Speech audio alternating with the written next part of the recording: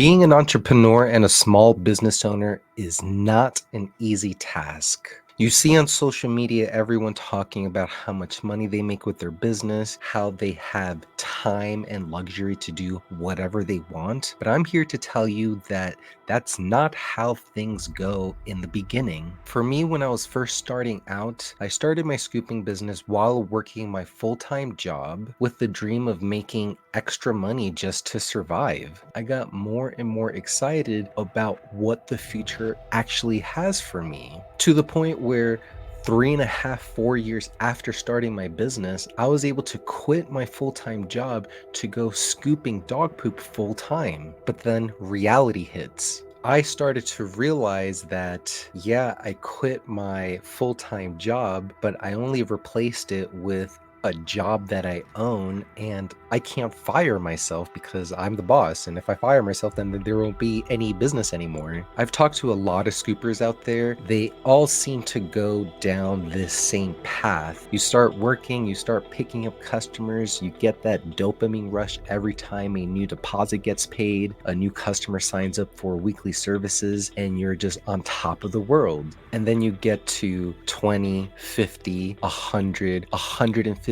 customers, and you start seeing yourself slip. You start replying to customers less frequently. You don't get back to someone's email when you promise them. You start dropping the ball. You don't get excited in the morning for your day when you know you have 20 to 30 yards to scoop and it's 100 degrees outside. That's what I'm going through right now. It's been an absolute chore. I'm so happy that I quit my job, but now I'm facing the realities of having to grow and maintain my pooper scooper business while maintaining my sanity, while maintaining my relationships outside of work. Once you get to a certain level with your business, it doesn't get as exciting if you're a solo operator, because it really does become impossible for you to do everything, especially if you don't have coverage or if you don't have employees. When you get to 100 to 150 customers, what do you do if you get sick? What do you do if you want to take vacation with your family during the holidays? You have to have those awkward conversations with customers that you're going to take time off. And most of the time, your customers will understand because they have jobs, they take PTO off. You should too. This is your business. You can do whatever you want. But you'll always encounter those customers who just really don't care about you and they just want you to do the job that they're paying you for. Today, Ashley and I, we had 38 appointments plus 2 apartment complexes that we needed to do, and this summer has been absolutely brutal. It's so hard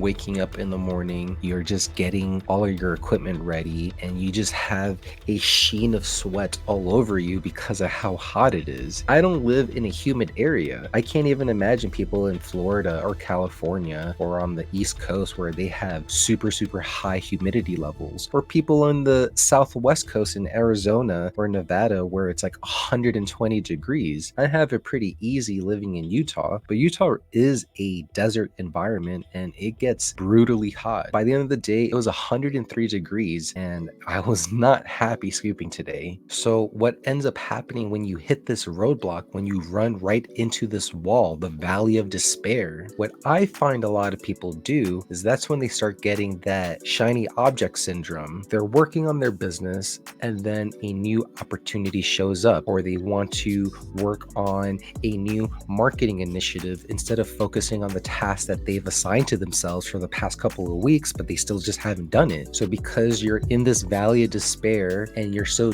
desperate for a change in your routine, because once you get to a specific point in your business, it does become a dull routine. Poop scooping is an amazing business to start, but think about what you're doing. You're driving to people's houses, you're going into people's yards, you're picking up dog poop, and you're either putting it in their trash can or you're hauling it away with you. And you're doing that over and over and over and over. Some people, if they like structure and they like repetition in their day, that's perfect for you. But people like me, where I have a creative mind, I need to get my hands tinkering, I always need to work on something. Having a routine is so difficult for me to just stay motivated and keep tracking on the stuff that I need to get done. So when you start feeling that valley of despair, you're going to start getting pulled in other directions just because your mind wants a change of pace. It wants to do something different. And you have to acknowledge those feelings in that moment, make the decision. Sure, I'll go and do all these other things, probably start on another project that's never going to get finished, just like all the other projects that I've done this year, or I'm going to hunker down and work on the stuff that needs to get done. There's a reason why I started jotting down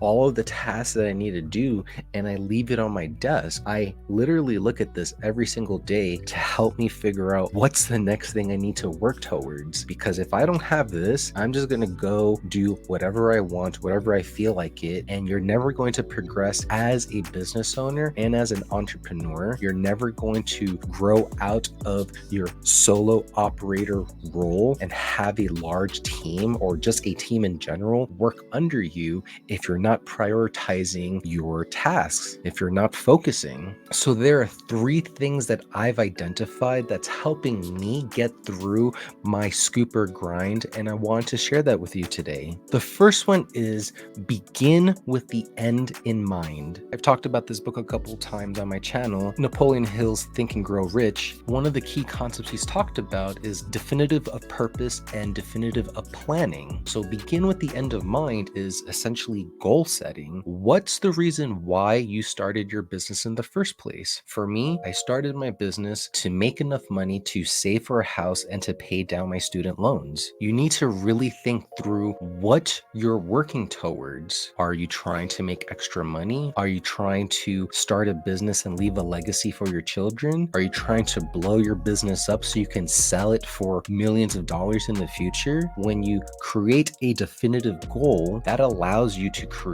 the plan that helps you get to that goal. And when you start feeling this scooper grind, when you're depressed and you don't want to do anything, you always get to fall back on your goal, on the reasons why you're doing something in the first place. It's hard, but that's why it's so rewarding. I encourage you, begin with the end in mind, identify the reasons why you started your business in the first place, write that down on a post-it note, on a whiteboard, put that in your bathroom, in your bedroom, look at it every day, recite affirmations to yourself every morning and every night. Pump yourself up because there will be days where you don't want to do work. There are so many days where I don't want to do work, where I don't want to make videos, where I don't want to work on my business. And sometimes I don't. What ends up happening is I just get depressed. I start realizing that I'm not doing the things that I need to do. It gets me even more depressed. And it's an endless cycle of depression because you're not doing what needs to be done. And on my whiteboard, another quote that I have is, one of the best ways to not feel hopeless is to get up and do something. Taking any form of action will help you progress towards your goal, and you will feel better by the end of it. Even something small as making your bed, cleaning your office, brushing your teeth, taking a shower. All of these activities are building blocks to help you grow a foundation that you can continue to work off of. So once you have your goal set in place, start doing the activities that you need to do, but eventually you'll get to a roadblock where you just have too many responsibilities to handle, which comes to my second tip: delegate to elevate. Rome wasn't built in a day. It's impossible to grow a super successful business by yourself without the help of your family, without the help of a partner, and without the help of other people, part of your team, working towards the same goals. Every day when you're working on your business, there are activities that you love to do and you can do it all day long. And then there are activities that you just absolutely dread and you procrastinate because you just don't want to deal with it. You don't want to call that angry customer. You don't want to send the quote out to that one apartment complex because it's your first time sending a quote out and you're not sure what to do. When you identify the tasks that you hate doing, those are the perfect tasks that you can delegate to someone else on your team to help you focus on the things that you actually enjoy doing that'll actually drive the business forward. This is where virtual assistants assistants or VAs are perfect for small business owners. There are many VA agencies out there that will get you in contact with someone who's aligned with the skill sets that you need. You can start assigning them the tasks that you don't want to do. I suck at answering phone calls. I just suck at answering the phone. I don't like talking on the phone, even though answering the phone is one of the best ways to grow your pooper scooper business. I started delegating phone calls to Ashley. Ashley is a lot better on the phone than me. She has a nice voice. She's a lot kinder than me, and our customer experience is a lot better when she's answering the phone. I delegated something that I suck at, and I gave it to someone who's excelling in that role. But now we're getting to the point where we're both not answering the phones as much as we can because we're out scooping, or we're just frankly tired and we don't want to answer the phone. This is when a VA would be a perfect addition to my team, just another resource that can answer the phones, answer the same questions that we're always answering over and over, and giving them that responsibility so we can focus on servicing our customers. When you delegate, it not only frees up your time to focus on the things that you enjoy doing, but it also ensures that those tasks are being handled by someone who's more capable, which will improve your operational efficiency and minimize you feeling burnt out in your business. And after a certain while as a business owner, you will feel burnt out, especially if scooping isn't your priority. If you have another job that you're doing full time or just juggling multiple jobs at once, burnout is such a real thing because there really is so many hours in the day that you can do stuff effectively. How do you minimize burnout? That goes into my third point, which is prioritize self-care to thrive. Entrepreneurship can be exhausting, so it's crucial to prioritize your physical and your mental health. My hands are still jacked up from my very first year of scooping because I didn't have the proper equipment needed to scoop all these yards. That's why I started investing in those handles on my rake and my dustpan to minimize the pain that I was feeling on my hands. It might feel super easy, especially if you're younger and you can go all day not eating, not hydrating, but that will catch up to you. I'm horrible at eating while I work. There are days where I'll scoop for 4, 5, 6, 7 hours and I'll drink water. I have a 2-liter water container and I'll drink that throughout the day, but I rarely have food with me. So Ashley makes me a lunchbox sometimes with a sandwich, fruit snacks, potato chips, beef jerky, and I'll munch on that while I'm driving in between appointments because frankly, I just can't be bothered to take the extra 5-10 minutes of my day in the morning to prepare myself a lunchbox. I have to delegate that to someone else to do that for me, but then it helps me prioritize my physical health because your body is a temple. If you don't take care of your body, it's going to fail you sooner or later. And then what? If you're a solo operator and your body fails, if your system shuts down because you're physically sick, what are you going to do? You have to take care of your health. Now, on the mental health side, that's a whole other animal. I've talked openly about my depression, some of the issues I've had with mental health, and there are days where it's extremely rough. It's not as bad now as when I was working my full-time job because I would work for 30, 40 hours and then I would have to scoop after work until the sun went down. And by the time I got home, yeah, my body was physically exhausted, but I was also miserable. I was not happy with how my life was turning out. I would just stay in bed all day,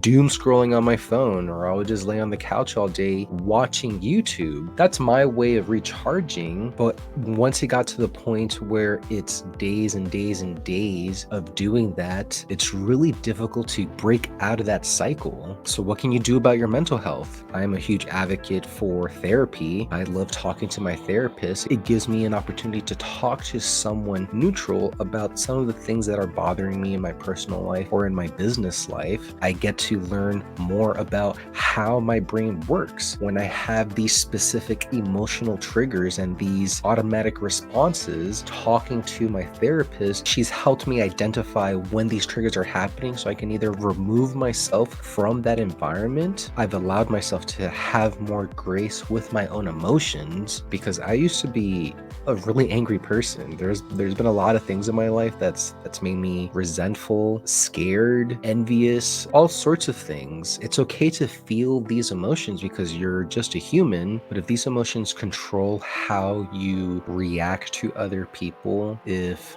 these triggers impact your ability to function as a normal human being, then you really need to work with someone else to talk through some of these problems. Another thing that's really helped me with my mental health is just disconnecting from your phone. I had a bad habit of constantly checking my phone every 5-10 minutes because I would get those phantom vibrations where you literally felt your phone vibrate in your pocket and then you checked it and there was no notification, there was no new email. Body's so conditioned to pull your phone out to see if you just got that message from someone. It's just not good for you. So a change that I made is I just leave my phone on silent. I still check my phone a lot, but not as much as I used to because I leave my phone on silent. So I don't even deal with phantom vibrations anymore because my phone never vibrates. I know the grind is super scary. You might be at this stage of your journey where you're still super euphoric. You have a lot of dreams and aspirations to take your business to the next level, but you will run into this wall. It's a mental and physical barrier all entrepreneurs go through, and that's just part of being a small business owner. So why don't I give up? Because I know there are greener pastures on the other side through all these trials and tribulations. I have my